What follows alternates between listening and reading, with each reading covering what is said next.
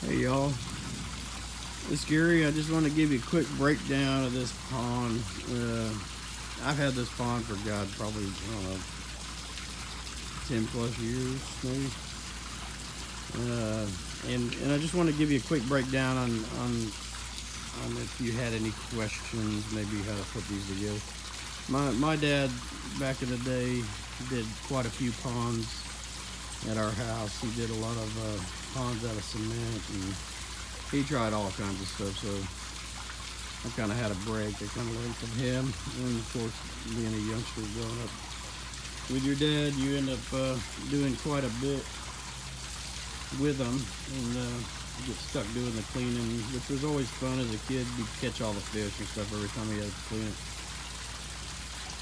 But you saw the pictures that I posted previously. This thing was so overgrown, man. I had palm trees growing in it and all kinds of craziness.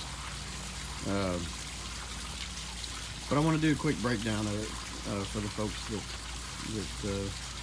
are curious. Maybe they want to start their own. Right now, I've got limited fish in it. Because I had completely emptied it and wanted to trying to get it set. Get it set up to where I can put some more koi in it and whatnot. But yep, so I'm kind of monitoring the temperature right now. It's pretty warm out. Let's see, this thing's about shot, but it's about 87 degrees. So basically what you do is you want to make sure when you build a pond, you want to make sure, number one, you can dig it deep enough to where you don't have predators like raccoons and herrings, and man, a herring will come in and just completely fill himself up and take off, and you never see him again until he comes back next day and finishes it. But I've got some power. You want to make sure that you have power source first. Find a place to dig your hole. Find a place that you're not going to have a lot of crap blowing in it, leaves, stuff like that. Of course, I got the neighbor's tree here. Can't do nothing about that. But what you want to do is you want to run your power. So I got power here. I got a switch over the wall that controls this one. I got power, I don't know if you can see it, all the way to the back there. That controls the air. And then you want to make a couple of things you want to keep in mind. You want to have a place for your pumps to pump the water that people aren't going to see. I don't have any skimmers on here or nothing. So what I basically did was I took and I built baskets and whatnot and all that crap before, but they rust, they run down. Plastic lasts forever, especially if it's not in the sun. What I did was I went to Walmart, picked me up a laundry basket, a big laundry basket. It stands, if you were sitting on the deck, it'd be about this tall. You might have saw it sitting on the table earlier in the pictures. So I bought that. It was 12 bucks. It's got little tiny holes that are about yay big in it. That screens anything big, and my pumps sit smack in the middle of that. They're free floating. They're hanging on some big tie straps. Like I said, plastic lasts forever. Those tie straps, you can see there's an air conditioning tie strap. That basket fits in this whole area, and it's painted black. It was a white basket, but I spray painted it black, so you can't even see it under here. But if I need to get to my pumps, I just pop out a couple of these boards and bam, I'm right there. The power for these pumps run over here, and they're controlled with the wall. Also under here, I've got a UV sterilizer. See that line running there? The UV sterilizer sits here, so the water runs out of that pump through the UV sterilizer, and then goes through some plumbing that I've got running here underneath the ground. It goes all the way out. And I've got one outlet here for a water feature that runs on one pump, another one that runs to a sand filter that's behind this bulkhead that's got rock all piled up against it. So when you build a pond, you want to make it deep enough. You want to make sure that you got a place for your filtering and everything to be hidden in the back so you're not looking at it. Really don't want to see a bunch of plumbing, and you don't want to see your filtration area. You know, you want to kind of keep all that hidden and make it look as natural as possible. I'm going to go ahead and unplug this. So when I walk over there, it's not so loud, you can hear it. Let's turn it off. Okay, so the liner I used, I think it was EPDM. It's a pond liner. And I still got a mulch right here. I'm not too worried about this. I did some major cleanup in this yard, but it's a thick rubber made by Firestone, I believe. It's the same thing Intertube's made of. This piece was a 20 by, let's see, I think it was maybe a 15 by 30. Hell, how do I get a fish over there? I got a fish popping over there. Let me catch him. That's craziness. He must have been a jumper.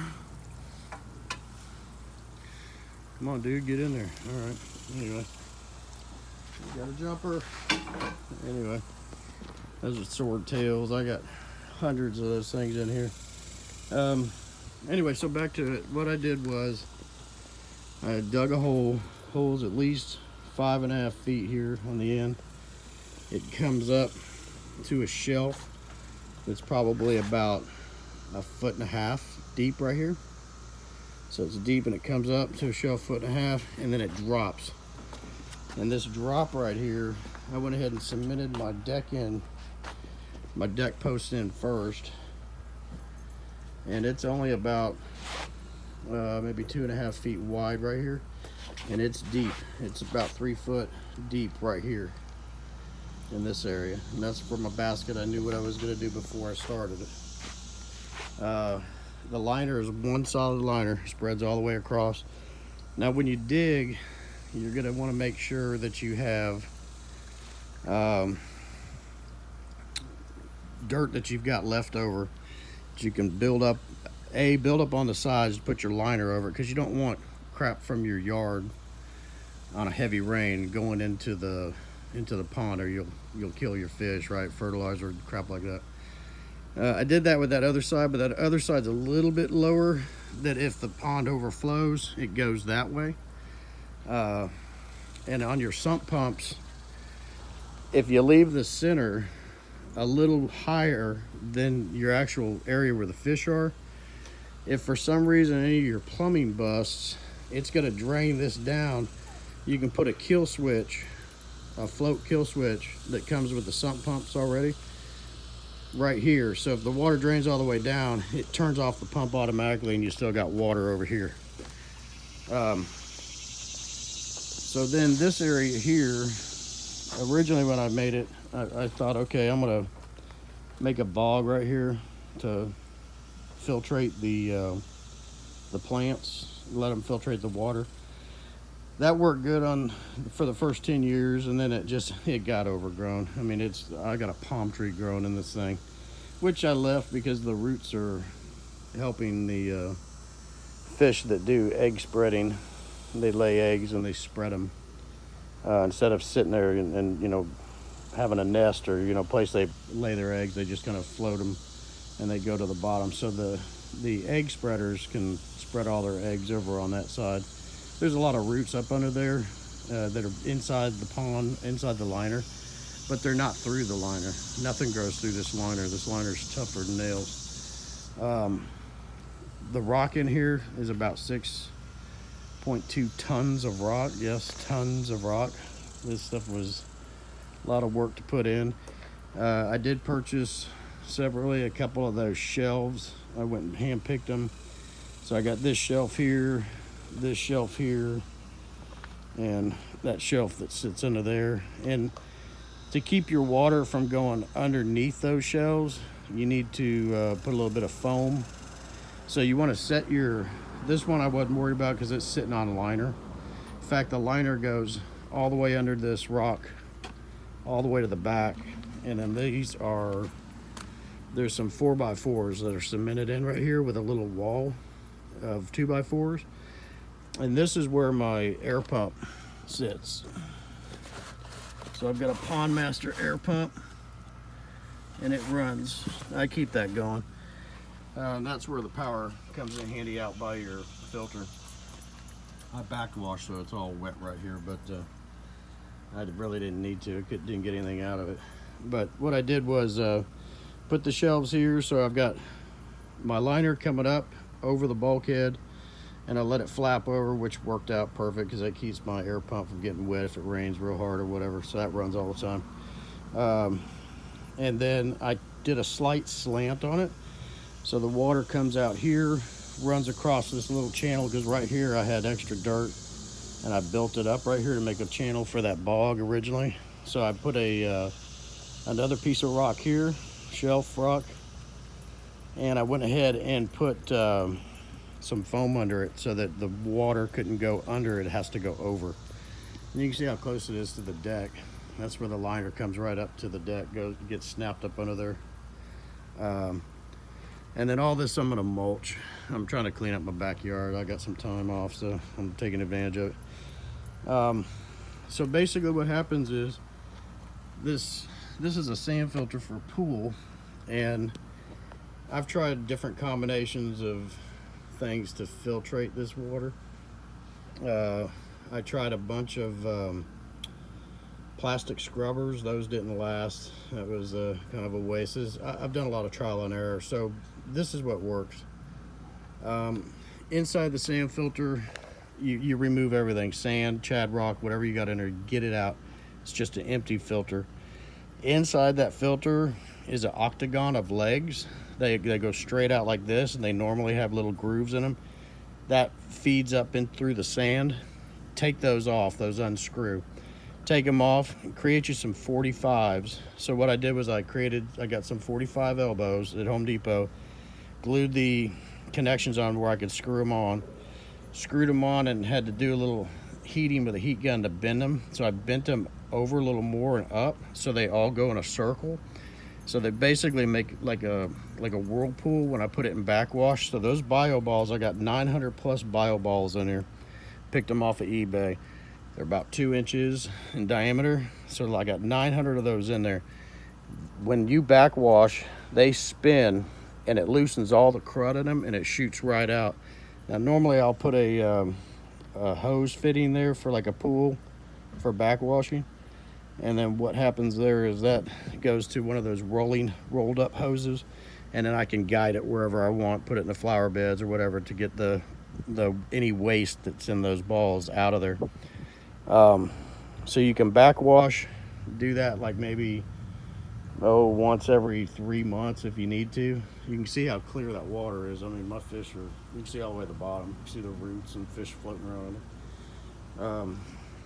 In fact, they're so happy they're jumping out. There was one I had to get a minute ago. But once you do that, then that's really all there is to it. It's very, very maintenance free. Then, of course, with the bulkhead and the rocks, you want to hide all that crap. Nobody wants to see that. So nobody can really see that unless they're walking around the back of it here. But basically it comes in, that pot is sitting on there that's been kind of screwed on. That pot sitting on there. The moss rock is all growing moss now. The one thing to remember is moss rock will grow moss on the north side. So where you're seeing the moss, that's north. For some reason, it just doesn't ever really grow on the south side. It's always on the north side. Just FYI. Anyway, and then I've got like a 1x6 that runs under here. That's where the liner comes up. You can see it there. This is landscape timber, kind of holds it in place. And of course, this is my walkway area. And you know, basically I've got that air pump running. I've got they're 2x2, 6-inch long air stone there, 2x2 6-inch long air stone there, and then I put a valve on it so I could control it because that one's not quite as deep as that one. So I don't need to run that pump all the time. If you're thinking, boy, that must cost a lot of money to run that pump, I don't need to run that. I just run the air, and that doesn't use those like 20 watts if that, and that keeps everything alive. So basically, you just come out in the morning, turn your water on, and enjoy your coffee. So the one thing I will tell you is if you put it near See, now my neighbors were probably loving me, but so if you put it near someone's bedroom, it can get real noisy. So, especially at night, because I mean it's frog galore. You can see these tadpoles. This is just, I probably lost a couple million out of here, and there's probably at least about 10,000 or more. I'm sure there's quite a few in here. I'm hoping they die off, but that really offset my water because it was just starting out, and the frogs came in here the first night and just had a field day. So anyway, that's pretty much it. And as far as these rocks, you know, you just stack them where you want them, and then kind of go from there. And like I said, I've had this pond for, God, I can't, since like back in 2000 maybe. Hey, it's probably been almost 20 years actually, now that I think about it. But it's real easy to maintain, and all you gotta do is feed the fish and backwash and throw the hose in it once in a while, and you're good to go. Anyway, hope you all enjoyed it. If you have any questions, give me a shout. Maybe I can help you out. Like I said, the old man's had ponds all his life, so I guess once you start, it's hard to stop. Look at me. Anyway, y'all have a good day. Thought I'd share this with you. Thanks.